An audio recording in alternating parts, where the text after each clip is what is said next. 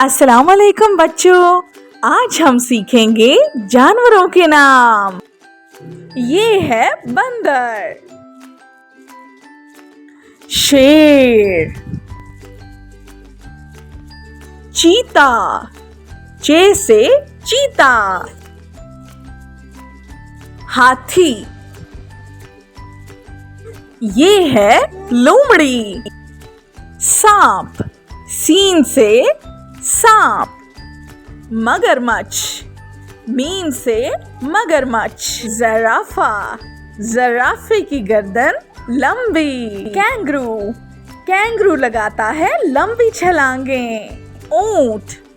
ऊंट की हम सवारी करते हैं, हिरन, हे से हिरन, पांडा, पे से पांडा,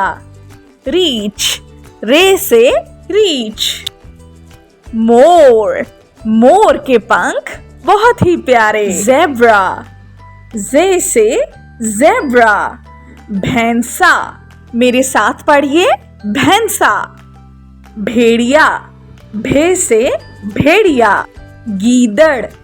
गाफ से गीदड़, इसे कहते हैं लकड़बग्गा, बकरी, बे से बकरी, बिल्ली, बे से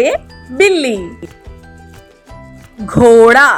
गाफ से घोड़ा, गधा, गाफ से गधा, ये है बारहसिंगा,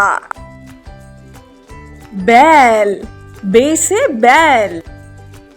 गैंडा, गाफ से गैंडा, भेड़, भे से भेड़, गाय, गाफ से गाय,